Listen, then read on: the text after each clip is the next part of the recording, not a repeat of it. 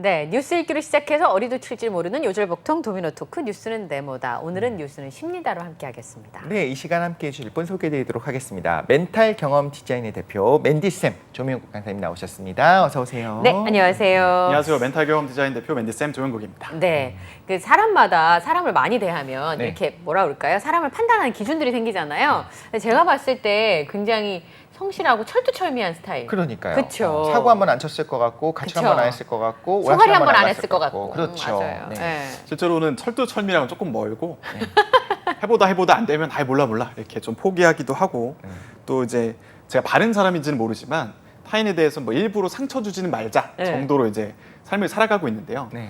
이게 자신에게 너무 엄격하면은 자기가 좀 행복하기 어려워서 전 이런 방식으로 살고 있습니다. 맞아요. 엄격하다고 해서 엄격하게 잘하지도 않더라고요. 나만 스트레스 받지. 그러니까 내가 행복해야. 그 곳간에서 인심 난단 말 있잖아요. 네. 내가 즐거워야 남들한테도 뭐 좀 퍼주고 하는 거지. 내가 괴로우면 뭐 바르게 살든 옳게 살든 뭐 그런 거보다는 훨씬 더 사람들한테 좀 인색해지는 것 같아요. 내가 힘들면. 맞아요. 자기가 엄격하면 다른 사람한테도 엄격할 수밖에 없거든요. 맞아요. 맞아요. 네. 네. 그러니까 너 잘했니 못했니 막 이렇게 따지게 되는. 보다 보니까 때로는 역지사지를 많은 사람들이 하고 살아요. 근데 그 기준들이 다 다른 거지. 나는 이만큼 하는데 너는 왜 그걸 안 해? 그게 역지사지. 사람은 그렇죠. 그게 역지사지인 거고 어떤 사람 입장에서는 나도 그런 거 강요 안 할 테니까 너도 강요하지 마. 서로 네. 이렇게 얘기하다 보니까 싸움이 나는 것 같은 느낌이 들기도 하는데 네. 자 오늘 또 이 내면의 어. 에너지가 중요하잖아요. 그 제일 에너지를 중요한 것 같아요. 쌓을 수 있는 그런 좋은 정보를 얻을 수 있는 시간이 될 것 같습니다. 네. 뉴스엔심이다. 오늘도 알아두면 전부 다 쓸데있는 그런 좋은 이야기들, 심리 이야기 나눠볼 텐데요. 첫 번째 주제입니다. 최근 많은 분들의 가슴을 아프게 했었던 사건이 있었죠. 완도에 일어난 그 일가족 사망 네. 사건이 있었는데 상황은 이렇습니다. 차량이 일가족을 태운 채 그대로 바다에 들어간 것으로 추정이 되는 상황이고요. 현재로서는 부모가 경제적 어려움으로 자녀를 살해한 다음 극단적인 선택을 한 가능성에 대해서 지금 무게를 싣고 아직도 수사가 진행 중에 네. 있습니다. 그러니까 부검 결과가 나오는데 시간이 좀 걸리기 때문에 사실 실제로 사망 원인을 밝히는데도 시간이 걸리고 네. 그러니까 이제 사건 전말을 확인하는데 시간이 걸릴 수밖에 없는 상황인데 네. 제가 이때 밑에 댓글을 좀 많이 보니까 다들 무슨 얘기하냐면 왜 아이까지 데려갔느냐. 그렇죠. 왜냐하면 아이의 선택이 아니잖아요. 그러니까 그 부분을 되게 많이 지적을 하셨더라고요. 근데 유난히 우리나라에서 이렇게 가족들이 동반 극단적인 선택을 하는 경우가 많다는데 네. 뭐 이유가 있을까요? 그거 왜 그런지 모르겠어요. 그 서울대학교 곽금주 교수님에 따르면 이러한 이제 자녀 살해 후 자살 사건의 이제 기반에는 이 이타적인 동기가 들어있다고 합니다. 이타적인 동기. 네, 자녀까지 데려가는 것이 자녀를 위해서라고까지 생각을 하는 거죠. 왜냐하면 자신이 죽고 나면 이렇게 아이 혼자 스스로 살아가는 것이 엄청 힘들 것이기 때문에 그 고통을 겪지 않게 하려고 이런 행동을 한다는 것인데요. 실제로 이제 자살을 하게 된 사람의 유서를 보게 되면 우리 딸 부모 없는 자식 만들고 싶지 않았어 이런 식으로 이야기를 하는데요. 네. 이 어떤 심리를 조금만 파고 들어가 보면은 우리 사회가 이제 너무 각자 도생의 사회이기도 하고 네. 좀 없거나 힘든 사람들 보면은 조금 멸시하고 편견을 갖고 보는 경우들이 있어서 이러한 어떤 결과에 영향을 끼치는 건 아닐까 이런 생각이 좀 들고요. 또 이러한 선택에는 부모가 자식을 어떤 자신의 소유물로 생각하는 심리도 반영된다고 합니다. 네. 2006년에 13살, 14살 남매에게 이제 청산가리를 먹이고 자살한 이제 38살 아버지는 유서에서 세 식구 영원히 함께할 수 있도록 줄로 묶고 갑니다. 이 가치 있게 해주세요라고 하면서 자식에 대한 동질감을 강하게 드러내기도 했는데요. 이거는 이제 내 식구는 오직 내가 짊어져야 되는 존재다 이런 생각이 반영된 거라고 합니다. 끝으로 이제 이수정 이제 경기대 범죄심리학과 교수님에 따르면 이러한 이제 비극적인 사건 내에는 가부장적인 사고가 들어있다고 해요. 네. 왜냐하면 이제 자식을 하나의 독립된 개체가 아니라 자식의 생명까지도 내가 좌지우지할 수 있는 그런 존재로 바라보기 때문에 이러한 비극이 일어난다고 합니다. 네. 미루어 짐작한 거잖아요. 이런 얘기 하잖아요. 상황이 어려워지면 아이들이 철이 빨리 든다고. 아, 네. 그러니까 11살, 12살이면 아무것도 못할 거라고 생각하는 건 부모의 생각이지만 그렇죠. 아이들이 의외로 자신의 삶을 꾸려갈 수 있는 능력들이 있어요. 그렇죠. 네. 그런데 그거를 어른들이 원천적으로 차단한 거기 때문에 이건 일종의 아동학대다. 이렇게 네. 얘기하시는 분들도 있더라고요. 네, 실제로 이제 보건복지부 산하의 아동권리보장원에서는 2018년부터 이 자녀 살해 후 자살을 아동학대 사망 사건의 일부로 넣어서 조사하기 시작했다고 합니다. 네. 이 많은 전문가들이 지적을 해요. 우리가 이 아동 살해하고 자살하는 그 사건에 대한 인식을 좀 바꿔야 된다. 우리들이 이 사건을 접하게 되면 이렇게 생각을 해요. 얼마나 힘들었으면 그런 선택을 했겠냐 네. 이렇게 생각을 하는데 이런 방향이 아니라 자식이 이제 자신의 동의 없이 네. 부모가 이제 극단적으로 학대를 해서 이러한 살해 사건이 일어난 거다라는 인식으로 봐야 된다고 지적을 하는 건데요.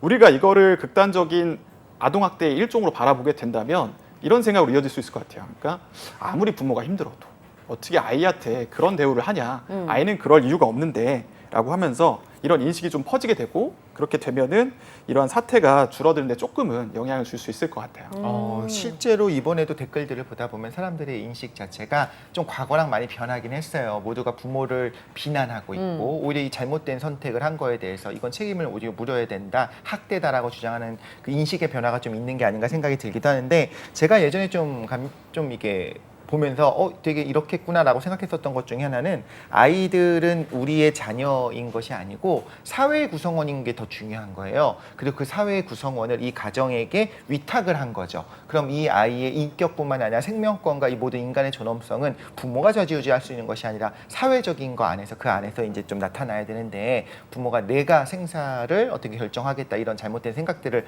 하는 게 좀 문제인 것 같고요. 또 하나가 좀 충격적이었던 게 또 심지어 자녀를 살해한 다음에 부모는 자기 자신의 어떤 극단적인 선택을 주저하고 실패하고 네. 이런 경우들도 있었잖아요. 그래서 네. 더더욱 분노하는 네. 일들이 좀 있었던 것 같습니다. 그런데 그러다 보면 다른 생각은 못 한다는 거잖아요. 내가 이 상황을 파괴할 수 있는 방법은 이 방법, 죽음이 아니면 방법이 없어라고 생각하는 건데 실제로 그런 일은 많지 않잖아요. 네. 보면은 또 힘든 상황에서도 꿋꿋하게 살아남는 특히나 아이들 같은 경우는 또 건강하게 잘 자라는 경우도 당연히 있습니다. 있어요. 그럼 도대체 왜 부모가 그런 생각을 이성적인 게 마비되는 걸까요? 왜 그런 걸까요? 네, 이에 대한 이야기는 현대의 자살학의 아버지라고 불리는 에드윈 슈나이드먼이라고 하는 미국 심리학자의 이론을 통해서 이야기를 해드리는 게 네. 좋을 것 같습니다. 네.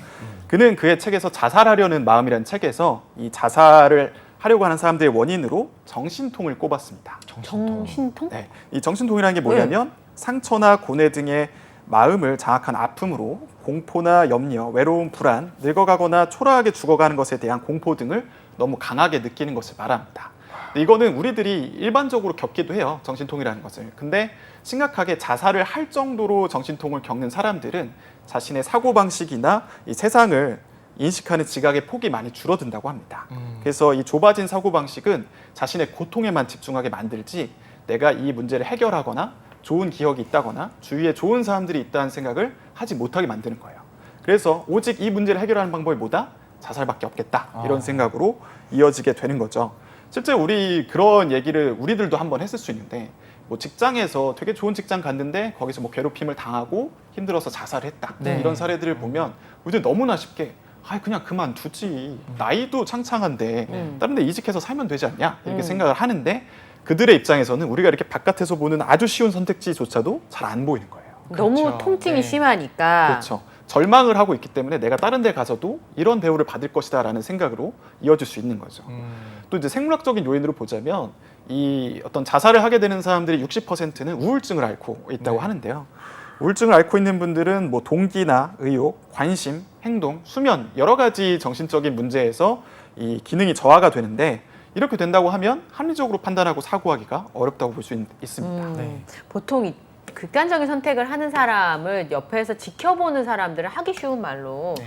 그렇게 마음이 약해서 네. 이렇게 얘기를 하는 경우가 그렇죠. 있잖아요. 네, 네. 근데 실제로 극단적인 선택을 한 분들을 보면 옆에서 봤을 때 굉장히 멘탈이 강한다고 생각했던 사람들도 있고 네. 또 마음이 굉장히 연약하다고 우리가 판단했던 사람들도 있는데 이게 정신력이 약해서의 문제는 아닌 것 같아요. 네. 네, 그렇죠. 여러 가지 상황적인 요인들도 있고 주위 사람들이 사별했다 이렇게 하면은 또 그거에 영향 받기도 하고 네. 경제적으로 갑자기 어려워졌다. 네. 저번에 이제 가상화폐 이런 얘기하면서 그런 네네. 것들이 갑자기 돈이 엄청나게 떨어지고 하면은 극단적인 생각으로 이어질 수 있는 것이죠. 네. 그러니까 이게 어느 순간에 무너져서 생길 수 있는 네, 그런 누구라도. 일인가 봐요. 누구라도. 그러니까 보통 건강해 보이지 않는 사람만 하는 것이 아니다. 아니라. 네. 누구한테나 맞닥 맞닥뜨릴 수 있는 일인 것 같다는 생각이 좀 들어요. 우리가 흔히 이런 또 생각하잖아요. 그러니까 극단적인 선택을 하는 걸 보면 충동적으로 한 게 아닌가라는 생각이 들 때도 있는데 그렇지 않은 경우들도 많이 있잖아요. 천천히 자기 어떤 삶을 정리하는 부분들도 보이고 오히려 뭔가 계획이 딱딱 맞은 것처럼 그래서 과연 이 사람이 논리적인 생각을 못하는 사람이었을까 싶을 때도 있는데 근데 지금 어떤 맨디쌤 얘기를 들어보면 그렇게 볼 것이 아니다. 논리적인 행동을 통해서 계획적으로 그 극단적인 선택의 길을 열어놨지만 사실은 다른 길이 있다고 하는 좀 숲을 보는 아예. 그런 시야 자체는 좁아져 있었을 수 있다는 거죠. 그렇죠. 그러면 이 극단적인 선택을 하는 사람한테 뭐 징후 같은 게 있을 수 있어요? 혹시 네. 저런 선택을 저거 보니까 저렇게 하겠는데? 위험하다라고. 이렇게. 네. 네, 서울시 디지털 생명지킴이 교육 자료에 따르면 이 자살 징후자들은 언어적, 행동적, 또 상황적인 요인 징후들이 있다고 합니다. 네. 아, 언어적으로 이제 보면은 자살을 직접적으로 얘기하는 게 직접적인 언어인데 예를 들면 이렇게 살 바에는 죽는 게 낫다. 살기 싫다. 네. 자살하고 싶은 생각이 든다라고 이제 표현하는 경우도 있고 네. 간접적으로는 그동안 감사했다. 마지막으로 인사드린다. 혹은 나 혼자 던져진 것 같다라는 간접적인 표현을 하기도 하고요. 또 이들이 자살 사고가 너무 심해지면은 평소랑 달리 말투도 변화하고요. 이제 우리가 말을 걸었을 때 상당히 수동적으로 반응한다고 합니다. 이제 더 이상은 내가 관계를 이어갈 가능성이 없으니까 그렇게 얘기할 수 있겠네요. 그렇죠. 말을 걸어도 그냥 뭐 씹는다거나 네. 혹은 뭐 응, 아니 이런 식으로 갑자기 말투가 변화하는 경우들도 있고요. 네. 또 행동적으로는 우리가 우울증의 주요 증세라고 보여지는 것들이 예를 들면 뭐 과식 혹은 폭식, 잠을 너무 많이 자거나 혹은 거의 못 자거나 하는 것도 있고 자해를 하거나 또 주위 사람들 만나지 않고 스스로를 고립시킨다거나 또 이제 대표적인 게 갑자기 안 꾸며요. 완전 이제 세상을 이제 관심 등진 다 놓는 거네요. 그렇죠. 다 놓고 또 흥미를 상실한 모습들을 보여준다고 합니다. 그리고 마지막으로 아까 말씀드린 것처럼 상황적인 요인들도 있는데요. 이 사람이 경제적인 어려움을 겪고 있거나 질병에 시달린다거나 네. 혹은 또 외로움을 심하게 느끼고 사별하는 등의 상황이 있다고 하면 이제 자살 징후자의 모습이라고 하고 특히 좀 여기서 짚고 가고 싶은 게 뭐냐면 군대에서 정신적인 이유로 조기 전역한 사람들이 네. 이제 심각하게 또 자살 징후의 모습이라고 볼 수 있습니다. 아니, 조기 전역을 했는데 왜?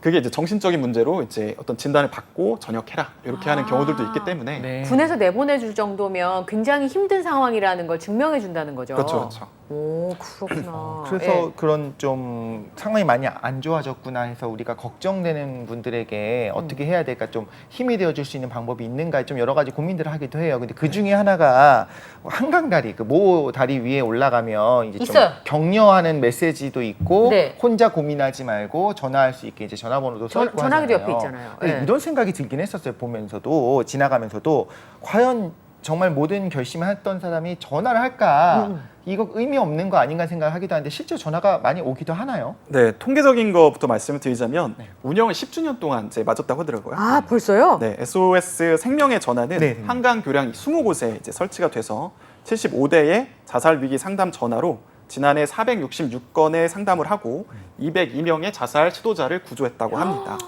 그래서 지난 10년간 이제 통계를 보면은 8,830여 건의 위기 상담과 교량 위에 1,902명의 소중한 목숨을 구한 것이라고 합니다. 네. 여기에는 이제 죽고 싶기도 하지만 사실 살고 싶은 마음도 있고 네. 내 마음을 이제 죽기 전에 다 털어놓고 싶다. 네. 이런 마음으로 전화하고 또 누군가가 좀 진심으로 좀 들어줬으면 좋겠다. 이런 심리가 들어있는 것으로 보이고요. 저는 근데 이렇게 임시적으로 자살을 막는 거 물론 중요하다고 생각을 하는데요. 요즘에 우리나라의 어떤 단계는 어디까지냐면 이제 극단적으로 자살 직전에 있는 사람을 막고 그 자살을 이끌어가는 우울증을 막는 것까지는 좀 관심이 온 것 같아요. 네. 하지만 사람들이 우울증엔 왜 걸리냐까지는 관심이 안 간 것 같아요. 오. 네. 그래서 사회적으로 이런 부분에 대한 관심을 갖고 좀 지켜봐야 되지 않나 이런 생각이 듭니다. 우울증 되게 많아요. 제 주변에도 제가 되게 신기했던 게 6개월 동안 두통을 앓는 거예요. 제 지인이. 그래서 약을 먹다 안 되니까 병원을 갔더니 우울증이라 그랬다는 거예요. 그래서 아니 두통이 6개월 동안 있었는데 그게 우울증이라고? 그러니까 생각 외로 주변에 굉장히 많더라고요. 우울증의 원인이 도대체 어떤 데 있어요? 뭐 생활 사건의 요인도 있고 생물학적인 요인으로 이 신경 전달 물질이 잘 나오지 않아서 그런 아. 것도 있어요. 생물학적으로도 원인이 생길 수 있어요. 그렇죠. 그래서 뭔가 내가 이거를 의지로 극복하겠다라는 것만큼 의미 없는 답이 없을 것 같아요. 그 이제 앞에 놓고 먹지 마라 이거랑 똑같다는 말씀이신 거죠? 그렇죠. 그리고 이제 두통이 온다라는 게 네. 우울증이랑 무슨 상관이냐 이렇게 볼 수도 있는데 너무 이상했거든요, 저는. 이게 신체화 장애라는 게 있어요. 어떤 자신의 스트레스나 슬픔 같은 것들이 내 몸의 어떤 아픔으로 이제 전환돼서 나오는 건데 네. 그분 같은 경우는 이제 우울증이 이제 어떤 통증으로 나타나는 걸로 바뀐 걸로 보입니다. 아, 마음의 병이 몸의 통증으로도 바뀔 수 있네요. 네네. 사실 그럼 뇌에서 느끼는 통증이라고 한다면 그거는 실체가 있다 없다, 실제냐 아니냐를 얘기하는 건 좀 철학적인 논지가 되는 거잖아요. 네. 이 사람은 아프다고 정말 느끼고 이 뇌에서는 고통을 느끼고 있는 거니까. 아. 그런 면에서 뭐 공황장애도 요즘 많아졌다고 들었는데 공황장애 진짜 같은 경우에는 그냥 갑자기 전혀 그런 상황이 아닌데도 불구하고 죽을 것 같은 그 느낌이 막 많이 온다고 해요. 네, 우울증이라고 하는 것을 이제 진단하기 시작하면서 오히려 또 굉장히 많이 폭증하기도 하고 진단이 많이 되고 약의 처방도 워낙에 많이 이루어지니까 미국 같은 경우는 오히려 이게 좀 부작용이 심한 게 아닌가라는 생각까지 하고 있습니다만 그 미국의 사례고 본인이 조금 평소랑 다른데라는 느낌이 든다면 꼭 전문가를 만나서 한번 상담해 보는 것이 오히려 이렇게 생각해도 좋을 것 같아요. 차라리 전문가를 만나서 내가 이런 마음의 병이 아니라는 거를 인정받고 털기 위해서라도 한번 병원을 방문해 보는 것 좋지 않을까 생각이 듭니다. 네. 그 저는 상담을 한 20몇 년 전에 처음 받았던 것 같아요. 네. 이거 얘기하기 좀 창피하긴 한데 맨지쌤도 예전에 얘기했었으니까 남자친구랑 헤어졌는데 네. 다 제 탓인 것 같아서 이게 뭐 어떻게 해결이 안 되는 상황이었는데 우연히 정신과 선생님한테 털어놨는데 오라고 그러시더라고요. 네네네. 가서 설명을 했더니 저한테 잘했다 그러시더라고요. 아, 오히려. 그러니까 저는 억지로 헤어진 것 같아. 난 헤어지고 싶은 마음이 없었는데 그 사람이 내가 싫어서 떠난 거라고 생각했으니까 다 제 잘못인 것 같아서 못 자고 못 먹고 그런 상황이었는데 잘했어. 아이고 결혼했으면 큰일 날 뻔했네. 그 한마디로 그냥 모든 게 다 끝났어요. 그리고 저 원상복귀가 됐거든요. 그렇죠. 되게 신기하더라고요. 그게 상담에 좋은 효과라고 볼 수 있는데 아까 제가 사고 방식이 좁아진다 네, 말씀드렸잖아요. 지금 그때 아마 그런 상태였을 것 같아요. 맞아요. 이거 다 내 탓이다. 네, 다 제 잘못인 것 같아서. 그렇죠. 근데 상담에서 주는 게 뭐냐면은 너가 다른 식으로 생각할 수 있고 지금 말씀하신 대로 잘했다라고 프레임을 할 수도 있는 네. 그런 사고 방식을 전달해 주는 거죠. 그래서 제가 그때 아니 이 한마디가 사람을 이렇게 아무렇지도 않게 만들어줄 수 있나? 그러니까 그 누군가가 내가 보지 못했던 길을 딱 한번 보여줬을 때 맞아요. 치료가 시작될 수 있다. 근데 지금까지 모두가 내 탓이다라고 했을 때 문제를 우리가 살펴봤다면 네. 이제 모두가 남 탓이다라고 얘기하는 나만 잘했어, 나는 정당해라고 얘기하는 그런 사례도 한번 살펴보면 좋을 것 같아요. 그래요? 예. 자, 그러면 저희가 이제 다 이 얘기를 좀 넘어가기 전에 마지막으로 정리 하나 네. 하고 네. 넘어가도록 하겠습니다. 네. 근데 사실은 제 지인들 중에 제 지인 얘기 너무 많이 하는데 예. 지인 얘기는 누구다? 자기 얘기다? 그런 얘기도 하던데. 네. 가족이 극단적인 선택을 하신 분이 있었어요. 아, 근데 어릴 때 이제 그 일을 겪고 그게 본인이 결혼할 때까지 쭉 가는 거예요.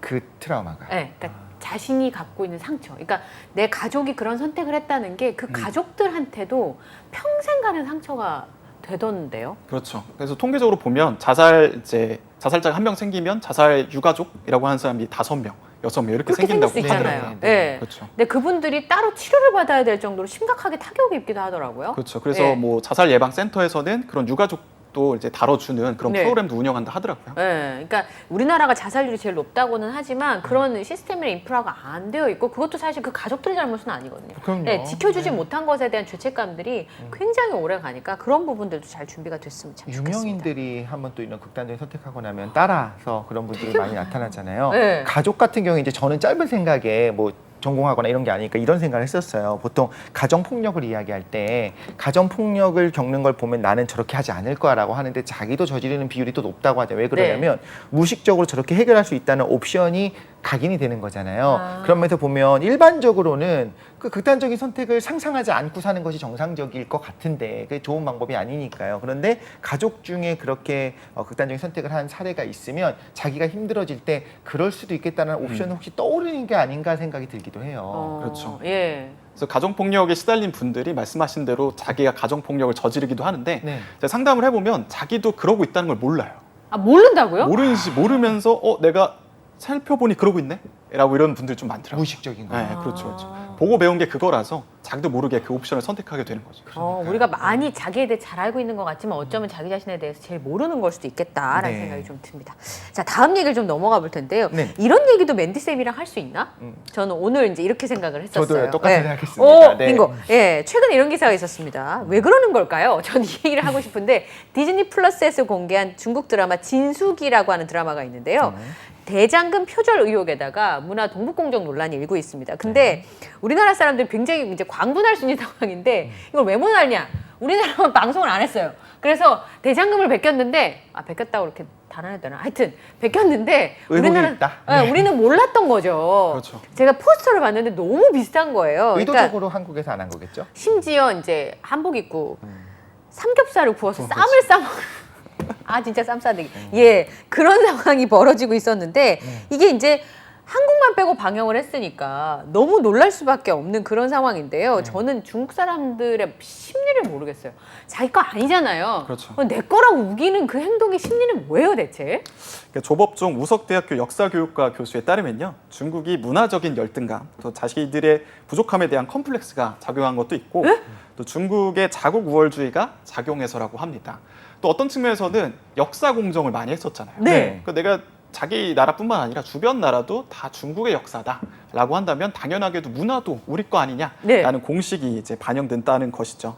이걸 조금 더 심리적으로 보면은 우리나라는 이제 K 어쩌고로 시작하는 많은 것들이 있잖아요. 네. 네. 뭐 K 문화, 뭐 음악, 음식, 또 영화 이런 것들이 전 세계적으로 주목을 받곤 하는데 중국은 이제 아무래도 아무리 노력해도 그러한 이제 주목을 받지 못하니까 이 문화적인 열등감을 느끼는 것으로 보입니다.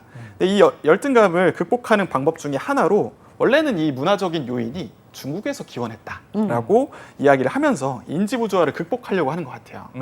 쉽게 말해서 중국에 비해서는 너무나 작은 한국이란 나라가 이렇게 인기가 있고 잘 나가는 건 말이 안 되는데 네. 만약에 그것이 위대한 중국에서 기원한 것이라고 하면 네. 평소에 갖고 있던 스트레스나 불안이 사라지는- 줄어들 수 있다는 거죠. 또 이게 좀 슬프게도 조선족이라는 연결고리가 있다 보니까 네. 쉽게 그 이야기를 하는 것으로 보입니다. 최근에는 손흥민이 손오공의 후예다라는 말도 안 되는 주장을 하곤 했는데요. 이 주장의 속을 보면은 네. 중국이 이제 축구를 못한다는 어떤 이제 인식이 네. 있는데 이렇게 주장을 하게 되면 우리나라도 축구 못하는 거 아니야?라는 손쉬운 이제 주장을 할 수 있게 되는 구름 거죠. 타고 축구하냐고요. 그렇죠. 네. 끝으로는 한국이 이제 자국의 문화를 뺏어서 원조라고 주장한다고 하면 네. 적으로 규정할 수 있고 그렇게 그렇죠. 되면 내부의 결속을 다지는 데도 도움이 되기 때문에 이런 식으로 주장을 하는 게 아닐까 생각을 네. 해봤습니다. 말하자면 소프트 파워의 부족을 네. 이렇게 좀 열등감을 드러내는 거다라고 아. 하는데 저도 약간 공감했었던 게 예전에 벌써 꽤 오래됐네요. 숭례문의 화재 사건이 있었잖아요. 네. 그때 그 중국의 네티즌들이 달았던 댓글들이 이제 번역해서 한국에서 볼 수 있었어요. 네. 그게 뭐가 있냐면 아니 우리 건축 양식으로 우리의 글자를 써놓고서 네. 자기네 거라고 주장을 한다 이렇게 얘기한 거에 대해서 아니 한자 문화권이니까 당연한 거지라고 우리는 생각하는데 이거를 이제 뺏으려 한다라고 느끼는 것 같아요. 그러면서 이것도 이제 많은 분들이 네티즌분들이 알고 있을 텐데 한국에서는 공자를 한국 사람이라고 가르친다더라. 그러니까 사실 잘못된 카더라 통신들이 사실 중국에서 퍼지면서 그러니까 중국의 네티즌을 분노하게 하는 거죠. 그래서 이제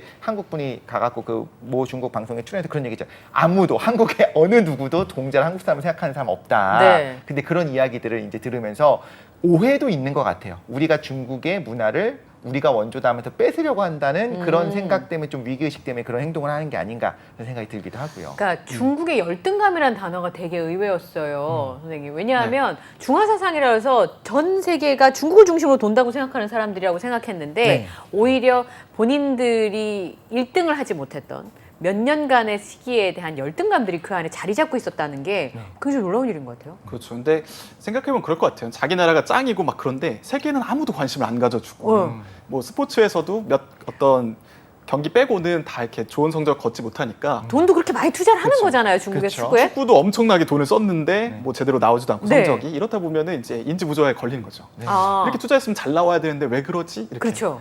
나오는 거죠. 저 그래도 약간 두려울 때가 있긴 해요. 사실 천문학적인 그런 투자는 계속 할 거고. 그렇죠. 그럼 지금이랑 다르게 좀 더 이제 선진적인 어떤 훈련 과정이라든가 여러 가지를 통해서 분명히 계속 오를 거거든요. 그 중에 하나로 봤었던 게 사실 영화였어요. 지금까지는 드라마나 영화들을 보면 여전히 중국의 색깔이 드러나면서 우리의 취향에 크게 맞지 않는 부분들도 있겠지만 앞으로 점점 세련돼질 거고 점점 네. 이제 소프트 파워가 올라갈 거잖아요. 네. 그럼 지금도 이런 형태를 보이는 중국의 네티즌들이 실제로 굉장히 세련된 영화와 드라마와 음악과 그 운동까지도 다 잘하게 되었을 때 과연 좀 상생의 길로 가려고 할 것이냐. 네. 이제 우린 바로 이웃 국가니까 동아시아 어떤 문화권으로 엮여 있고 사실은 같이 갈 수밖에 없는 이웃 그렇죠. 나라인데. 아니 이사 갈 수가 없어가지고. 없어가지고.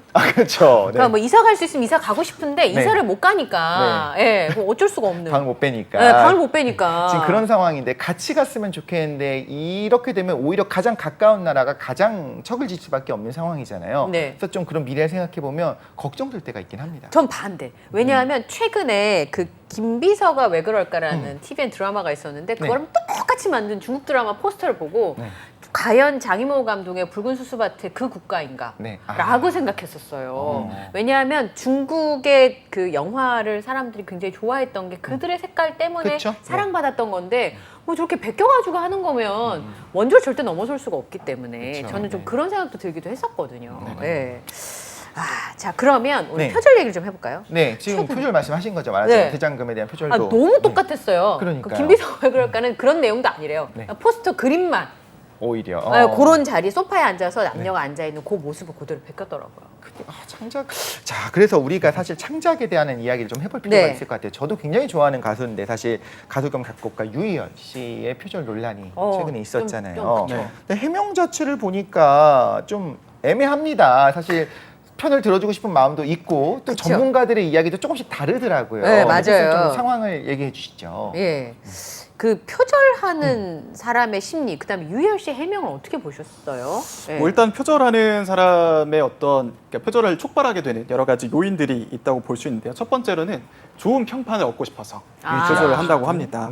사람들은 자신의 작품을 통해서 뭐 명예나 영광을 얻기를 원하는데 사실 그게 쉽지 않아요. 매번 좋은 작품을 만들어낸다는 게. 네, 그런 그렇죠. 것이 어렵기 때문에 이미 좋은 평판을 받고 있지만 조금 사람들한테 안 알려진 그런 것들을 활용해서 손쉽게 좋은 평가와 평판을 얻을 수 있는 거고 네. 두 번째로는 시간 관리를 실패해서 라고도 볼 수 있습니다. 아, 그건 무슨 얘기예요? 시간 관리를 네. 실패해서? 이들이 이제 촉박한 상황에서 결과물을 만들어야 되는 경우들이 있어요. 네. 그래서 이들이 이제 촉박한 상황에서 자신의 명성을 해치지 않으면서 좋은 결과물을 만들어야 되니까 이 표절의 유혹에 휘둘릴 수 있는 거고요. 보장된. 네, 조금 옛날 이야기이긴 하지만 우리가 무한도전 가요제 네. 기억나시나요? 네. 그때도 여러 곡들이 좀 표절 시비를 겪기도 했었어요. 아, 예, 그런 얘기가 좀 있었던 것 같아요. 실제로 한 곡은 실제로 표절이 돼서 그 어떤 순위 사이트에서 내려가기도 하고 네. 근데 그런 상황에서 만들어야 되니까 짧은 시간 내에 이러면서 이런 표절에 아, 이제 유혹에 시달렸던 것 같고 끝으로는 또 표절이 분명하게 구별되지 않으니까 안 걸릴 거라고 생각하는 부분도 있을 것 같습니다. 그게 좀 클 것 같아요, 그죠? 네, 그래서 음악의 경우에는 똑같이 베끼는 경우는 없죠. 네. 사실은 뭐 일부만 차용한다거나 오마주라거나 네. 영향을 받았다 네. 이런 식으로 표절 시비를 계속 피해갈 수 있고 또 이렇게 몇몇이 지적을 하더라도 큰 성공을 이루면 아 내가 표절해도 뭐 큰일 안 나네 아. 이런 생각을 하면서 넘어가기에 쉬워서 표절하는 마음이 커질 것 같습니다. 근데 다른 한편이 또 그런 게 있어요. 다른 한편으로 봐야 될 건 유희열 씨의 주장 중에 조금 일리가 있는 부분은 뭐였냐면 네. 이 잠복 기억이라는 개념이 작용할 수 있기 때문입니다. 잠복 네, 기억이요? 의도를 하지 않고 표절을 하는 것과 관련된 건데요. 이게 네. 뭐냐면 내가 과거에 기억이 이제 과거의 경험을 떠올렸을 때 그것을 완전히 새롭게 인식했다고 기억하는 현상인데요. 예를 들면 내가 다른 사람으로부터 들어가지고 생각이 난 건데 네. 그것을 자기가 새롭게 생각한 거다. 저 그럴 때 많이 있어요. 그래서 엄청 생각을 하는 민망할 때. 그분한테 다시 말할 때도 있고. 저희 독실님한테 들어놓고 독실님 그거 알아요? 내가 들었는데 있잖아. 막 이렇게. 그럴 때 되게 많아요, 저는. 그렇죠. 실제로 심리학자들은 표절자가 원 정보의 출처를 잘못 기억하면서 이러한 이제 잠복 기억에 휘둘릴 수 있다고 합니다. 네. 즉 여러 기억들이 축적이 되는 과정에서 또 두뇌가 정보를 거르게 되는데 네. 그 과정에서 이제 헷갈리게 되는 거죠. 아, 저도 이제 말씀드리자면 저도 뭐 강의를 하거나 상담을 할 때 이거 내가 경험해서 생각한 건가? 아니면 책에서 읽은 건가? 이제 헷갈리기 시작해요. 왜냐하면 5년, 6년 전에 공부한 내용으로 얘기를 하다 보니까 예. 그게 지금까지 경험이 쌓인 건지 아니면 책에 있는 내용을 얘기한 건지 헷갈리는 거죠. 그쵸. 인생이 메타버스네. 그럼 뭔 여기가 거긴지 거기가 여긴지 잘 구분하기 모르겠어요. 힘든 거고 구분하기 힘들어요. 우리 기억력을 그만큼 믿을 수 없다. 맞아요. 인간이 원래 그러하다라는 뜻인 것도 네. 있는 것 같고 또 정말 새 아래 새 것이 없다는 게 맞는 것 같아요. 맞아요. 요즘처럼 또 이제 정보가 너무 홍수처럼 들어오잖아요. 네.